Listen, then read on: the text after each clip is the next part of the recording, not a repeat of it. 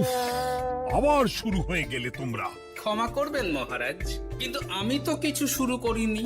মন্ত্রী মশাই তো না বুঝে কথা বলছেন। আপনি বলুন মহারাজ, বাচ্চারাই তো সমাজের ভবিষ্যৎ। হ্যাঁ, ওরা এখন যা শিখবে সেটাই তো পরে কাজে লাগাবে। ঠিক ঠিক, শিক্ষার গুরুত্ব অনেক, তাকে এত অবহেলা করলে তো চলবে না। সেটাই তো মহারাজ, একে তো সকলে পাঠশালায় আসে না, তার উপর যে কয়জন আসে তাদের মধ্যেও কেউ খেলে বেড়ায়, কেউ ঘুরে বেড়ায়, এসব হয়। বুঝলাম, কিন্তু রাজপণ্ডিত কিছু বলে না। কি করে বলবেন মহারাজ, উনি তো নিজেই ঘুমে ঢুলতে থাকেন। কি? আমি কালই রাজপণ্ডিতের সাথে এই ব্যাপারে কথা বলবো। কিন্তু শুধু রাজপণ্ডিতের সাথে কথা বললেই হবে না মহারাজ, তার সাথে এমন কিছু করতে হবে যাতে ছেলেপুলেরা রোজ পাঠশালায় খুশি মনে এসে পড়াশোনা করে। তার জন্য কি করা যায় বলো তো? আর তোমার কাছে কি কোনো উপায় আছে? থাকলে তো আগেই বলে দিত, এত সময় ধরে অভিযোগ করে যেত নাকি। আচ্ছা, আপনার কাছে কি কোনো উপায় আছে মন্ত্রী মশাই? মানে এখন নেই, ভাবতে হবে। তাহলে একটু চুপ করে থাকুন। ছাড়ো না গোপাল, তুমি বলো। আমি বলছিলাম, ওই বাচ্চাদের পাঠশালার প্রতি আগ্রহ আনার জন্য যদি একবেলা ভাত, ডাল, দুধ, ডিম ইত্যাদি খাওয়ানো যায় তাহলে সেটা কার্যকর হবে বলে মনে হয়। অসম্ভব, রাজ্যের কত খরচ বেড়ে যাবে জানো। তুমি থামো তো মন্ত্রী, সব সময় খালি উল্টো কথা বলা। আমি একদম একমত গোপালের সাথে। কৃষ্ণনগরের উন্নতির জন্য আমি সব করতে রাজি।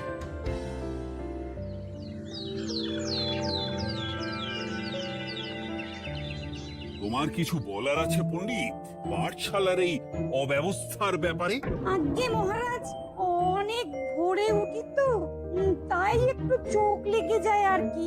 ওহ, চোখ লাগারও আর সময় পেল না তোমার, পড়ানোর সময়েই চোখটা লাগতে হলো। যাই হোক, যা হওয়ার হয়ে গেছে, আর যেন এমন না হয় সেটা কিন্তু মাথায় রেখো। আজ্ঞে মহারাজ, কথা দিচ্ছি আর কোনোদিন পড়ানোর সময় ঘুমাবো না। বেশ, আর মন্ত্রী, তোমার উপর একটা দায়িত্ব আছে। বলুন মহারাজ। তুমি পাঠশালাতে পড়াশোনা শুরু করতে পারবে এমন বয়সী সকল বাচ্চাদের মোট সংখ্যাটা জেনে কোনো দোকানদারের কাছে গিয়ে সেই পরিমাণ শস্যপাতি আর ডিমের বায়না দিয়ে আসবে। আর হ্যাঁ, একজন ভালো রান্নার ঠাকুর জোগাড় করো। যথাজ্ঞা। আরে বাস, এ তো দারুণ সুযোগ। এই ফাঁকে আমারও কিছু লক্ষ্মী লাভ হতে পারে। গোপাল, তোমারও একটা দায়িত্ব আছে। হ্যাঁ, বলুন মহারাজ। মন্ত্রী যে দোকানদারের কাছে সব জিনিসপত্র বায়না দেবে, সেখান থেকে জিনিসপত্রগুলো নিয়ে তুমি রোজ পাঠশালায় পৌঁছে দিবে। কারণ এসব ব্যাপারে মন্ত্রীর ওপর আমার ভরসা নেই। ঠিক আছে মহারাজ। মহারাজের বেশি বেশি বলে কিনা আমার ওপর ভরসা নেই। সব জোগাড় করব আমি, আর শেষ বাজিটা মারবে গোপাল। আরে না, ভালোই হলো। আমি যদি কিছু করিও তবু দোষ পড়বে গোপালেরই উপর। কি ব্যাপার, মন্ত্রী মশাই কিছু বললো না এটা শুনে? কি ভাবছে এত? ঠিকই বলেছেন মহারাজ, এসব কাজ গোপালই ভালো করতে পারবে। বাবা, ওভাবে কেন বলছো গোপাল? আমিও তো চাই কৃষ্ণনগরের ভালো হোক। বেশ, ভালো হলেই ভালো। শোনো ঠাকুর, তাহলে ওই কথাই রইলো। দেখো যেন কোনো ভুলচুক না হয়। ঠিকঠাক কাজ করলে ভালো বকশিস পাবে, কেমন? হুকুম, কোনো ভুল হবে না। পাথর ভেঙে এক বস্তা কাঁকর আমি তৈরি করেই এনেছি, আর অর্ধেক দুধে অর্ধেক জল মেশানো আর ডিম সরানো, এই তো সব হয়ে যাবে। হ্যাঁ, তবে দেখো গোপাল যেন এর টের না পায়। না না হুকুম, দু গোপাল কেন, কাকপক্ষীও টের পাবে না।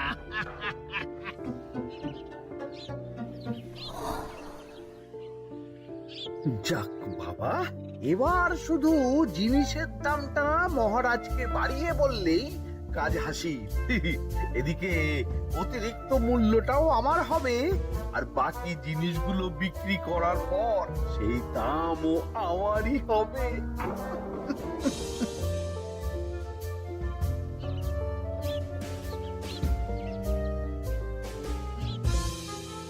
ওরে কোথায় যাচ্ছিস সব তোরা? যাচ্ছি গো গোপাল দাদু।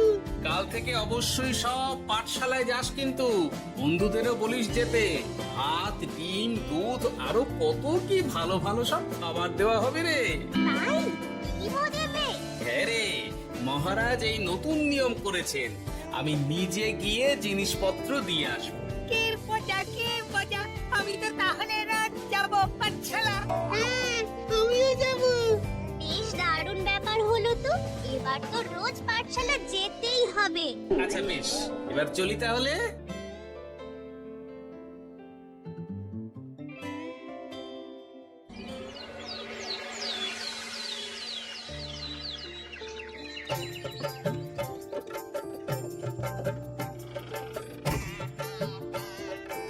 এই নাও গো ঠাকুর, সব জিনিস নিয়ে চলে এসেছি। একবার মিলিয়ে নাও দেখি। ঠিক আছে গোপাল দাদা, এখনই সব দেখে নি।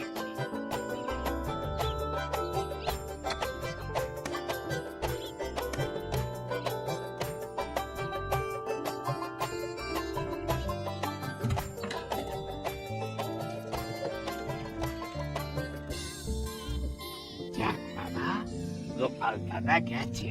এবার মন্ত্রী মশাইয়ের কথা মতো সব করলেই কেল্লা ফতে।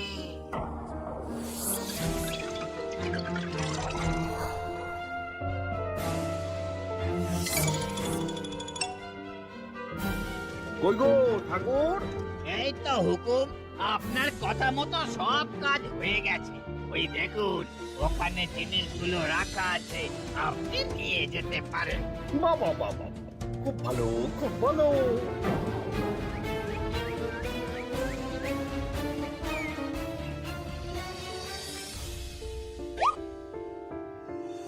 ও কি অর্ধেক ডিম দিলে যে, বাকিটা কোথায়? কিসের বাকি? ডিমটা অমনি দেখতে। বললেই হলো, ডিম কখনো অর্ধেক হয়? বাকিটা কোথায় বলো, নইলে কিন্তু। আরে বাবা, তুমি ডিম খেতে খুব ভালোবাসো বুঝি? হ্যাঁ তো। তাহলে এটা জানো না যে অর্ধেক ডিমের দ্বিগুণ শক্তি হয়? সত্যি? হ্যাঁ, তা নয় তো কি মিথ্যে? ওই জন্যই তো আমি তোমাদের সকলকে অর্ধেক ডিম দিই। আরে বাস, এটা তো আমরা কেউই জানতাম না। ঠিক আছে, আমি আমার সকল বন্ধুকে এটা জানাবো। যাক বাবা, বিশ্বাস করলো তবে, নইলে আর একটু হলেই ধরা পড়ে যেতাম।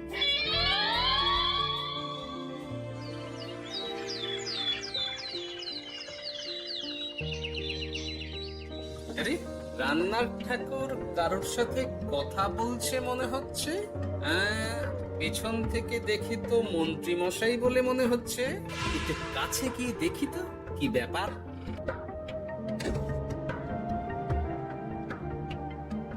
আরে গোপাল দাদা যে, তোমার কথাই ভাবছিলাম, আর দেখো তুমি চলে এলে। হুম, তুমি কি নিশ্চিত যে তুমি আমার কথাই ভাবছিলে? আমি তো তোমাকে কারোর একজনের সাথে কথা বলতে দেখলাম। আবার মন্ত্রী মশাইকে দেখে ফেলেনি তো? আপনি পাশ হয়ে যাওয়ার আগেই আমাকে কথা বলতে হবে। কি গো বলো, এত কি ভাবছো? হ্যাঁ, ইয়ে, না না, এতে ভাবার আর কি আছে? কেউ না কারোর সাথে কথা বলিনি। আমি তো একাই ছিলাম। তুমি বোধহয় ভুল দেখেছো। হ্যাঁ, ভুলই হবে। কি ব্যাপার? ঠাকুর এভাবে বলছে কেন? তাহলে কি সত্যি ভুল দেখলাম, নাকি অন্য কোনো ব্যাপার আছে? না, পরে দেখতে হচ্ছে। ঠিক আছে, এই আমি যাই গো। হ্যাঁ, অনেক কাজ আছে। না না না, ঠাকুর যতই বলুক না কেন, কেউ ছিল না সেখানে, তবু মনটা কেমন যেন খটকা লাগছে। যাই হোক, মনে হওয়া নিয়ে তো আর কিছু করা যাবে না। এখন যাই কাজে। তা মন্ত্রী, পাঠশালায় রোজ ভালো মানের আনাজপাতি যাচ্ছে তো? আগে হ্যাঁ মহারাজ, আমি তো ভালো মানেরই সব চাল ডালের বায়না দিয়েছি। কথা মতো তো সেগুলোই পাঠানোর কথা। তবে বাকিটা গোপাল জানে। মানে গোপাল জানে মানে ঠিক কি বলতে চাইছেন আপনি মন্ত্রী মশাই? না মানে জিনিসগুলো সব নিয়ে তো তুমিই যাও, তাই আর কি। সেটাও করতে হচ্ছে, কারণ মহারাজ আপনার উপর ভরসা করতে পারেন না। আহ গোপাল, ঠিক আছে, আমি বুঝতে পেরেছি। মন্ত্রী, সপ্তাহে সপ্তাহে জিনিসের দাম মিটিয়ে দিচ্ছ তো? হ্যাঁ হ্যাঁ, আগের সপ্তাহের দাম মিটিয়ে দিয়েছি, কিন্তু পরেরটা বাকি। আর মহারাজ বলছিলাম কি, পরের মাস থেকে জিনিসের দাম একটু বাড়তে পারে। কি হলো মন্ত্রী মশাইয়ের এই ব্যাপারটা কেমন যেন লাগলো না, চোখে চোখে রাখতেই হবে।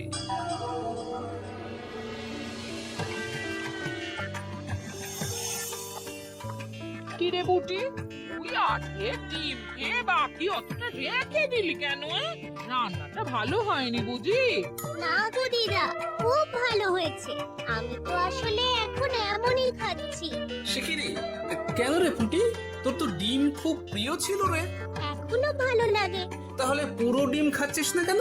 এ বাবা, তুমিও জানো না, অর্ধেক ডিমের শক্তি গোটা ডিমের থেকে বেশি, মানে দ্বিগুণ শক্তি। কি বলে কি গো? এই তোকে এমন কথা কে বলেছে রে? ওমা, কেন?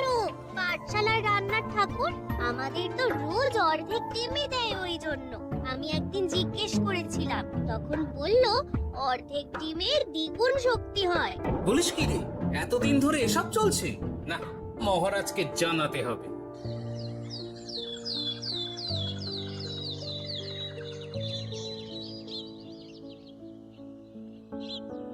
আরে গোপাল এত সকাল সকাল রাজবাড়ির দিকে যাচ্ছে কেন? গিয়ে আড়াল থেকে দেখি তো।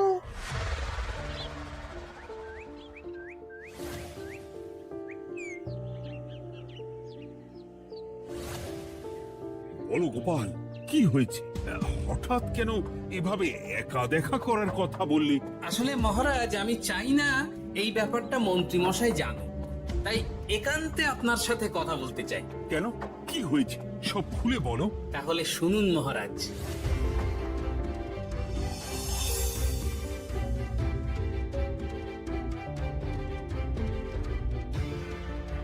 কি সাংঘাতিক ব্যাপার! আমি এখনই ওই রান্নার ঠাকুরকে কারাগারে বন্দি করার আদেশ দিচ্ছি। না মহারাজ, সেটা ভুলেও করতে যাবেন না।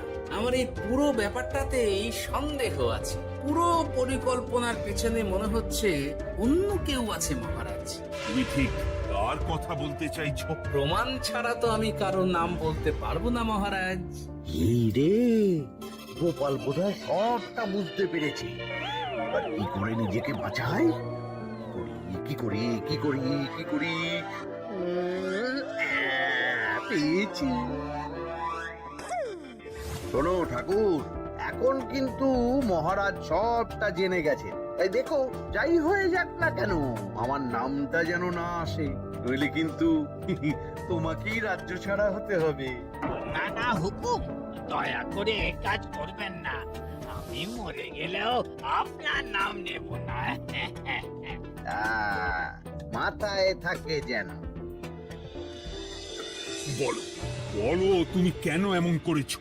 আগে আগে আমি নিজে থেকে এসব করিনি মহারাজ, আমাকে এসব করার জন্য বাধ্য করা হয়েছে। কে তোমাকে সব করতে বলেছে? আগে গোপাল দাদা। কি মিথ্যে কথা! বেশ হয়েছে, এবার ঠেলা বুঝুক গোপাল। দেখলেন মহারাজ, খুব ভরসা করতেন না আপনি গোপালের উপর? ভাবা যায় তলি তলি। মহারাজ, আমি সত্যি এসব কিছু করিনি। আমি যদি এটাতে যুক্ত হতাম তাহলে কি আপনাকে নিজে থেকে এসব জানাতাম? দেখো গোপাল, এখন এসব কথা বলে কোনো লাভ নেই। সবাই জানে তোমার মাথায় কত বুদ্ধি। তুমি ইচ্ছা করে আগে গন্ডগোল করে তারপর সেটা ঢাকতে নিজে থেকে সব বলছো। গোপাল, তুমি সত্যি করেছো কি করনি সেটা কিন্তু তোমাকেই প্রমাণ করতে হবে। এটা যেমন সত্যি যে এসব যে ঘটছে সেটা তুমি আমায় জানিয়েছ প্রথম, তেমনি এটাও সত্যি যে প্রতিদিনের শস্যের বস্তা তুমি নিয়ে যাও পাঠশালায়, তাই তোমাকেও যে সন্দেহের তালিকা থেকে বাদ দেওয়া যাবে না। বেশ, তাহলে আমি প্রমাণ জোগাড় করেই তবে এই রাজসভায় পা দেব।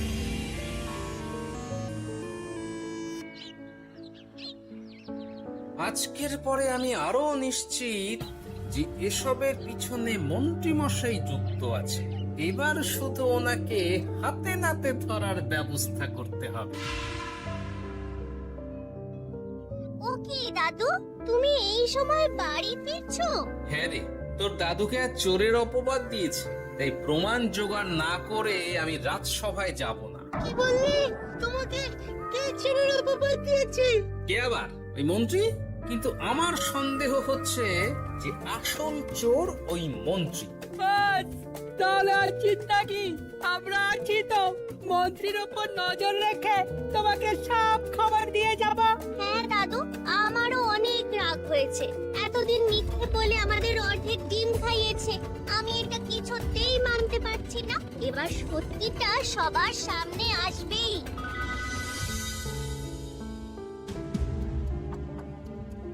নাও নাও, আজকে চাল ডাল সব এই বস্তাতে আছে। এই দিন আজকের মূল্য। দেখো, অতটা কিন্তু বড় কথা নয়। তোমার যে রোজ বিক্রি বাট্টা বেড়ে গেছে, আর তার জন্যই তোমার তো আমাকে মিষ্টি খাওয়ানো উচিত। একদম, আমি কালই আপনাকে মিষ্টি খাওয়াবো, একদম টাকা কথা। তাহলে আজ চলি, কাল দেখা হবে। দেখলি মন্ত্রী মশাই কি বদমাইশ। চল এখনই গিয়ে গোপাল দাদুকে সব বলি।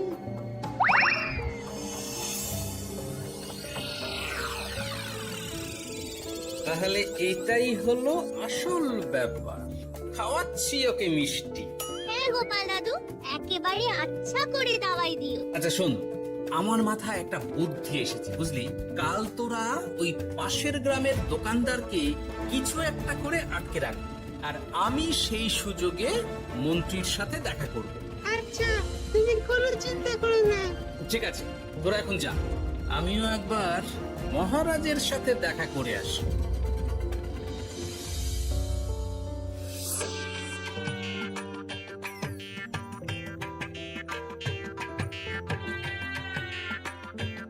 আসতে পারি মহারাজ? আরে গোপাল জি, এসো এসো। মহারাজ, কথা মতো আমি প্রমাণ জোগাড় করে ফেলেছি, কিন্তু সেটা দেখার জন্য আপনাকে কাল আমার সাথে একটা জায়গায় যেতে হবে। বেশ, আমি যাব।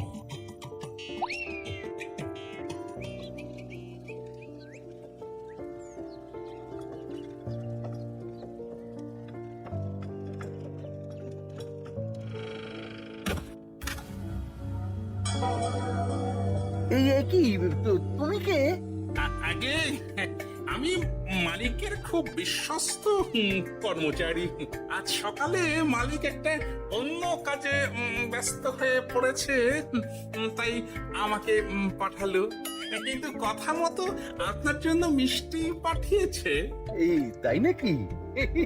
দাও দাও দাও দাও, শুনেছি তোমাদের গ্রামের মিষ্টিও নাকি খুব ভালো। হ্যাঁ, ওই আর কি। নিন।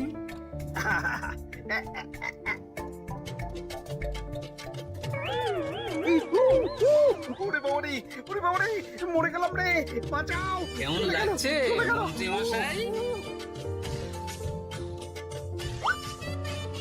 গোপাল, তুমি? তোমায় আমি ছাড়বো না। এই যে গোপাল দাদু, আসল দোকানদার। আসল দোকানদার? এই রে, এবার কি হবে? আমার কি আর কিছু বলার আছে মন্ত্রী? তোমার সব কর্মকাণ্ড আমাদের কাছে ফাঁস হয়ে গেছে। তোমার সাহস কি করে হয় কৃষ্ণনগরের ভবিষ্যতের সাথে এমন করার? ক্ষমা করে দিন মহারাজ, আর হবে না, ক্ষমা করে দিন। না না না না, শাস্তি তো তোমাকে পেতেই হবে। সেপাই, আজ থেকে মন্ত্রীকে রোজ সকালে 100 বার বেতের বাড়ি ও অর্ধেক খাবার দেওয়া হবে। অর্ধেক খাবার? কেন জানেন না? অর্ধেক খেলে দ্বিগুণ শক্তি বাড়ে। ওরে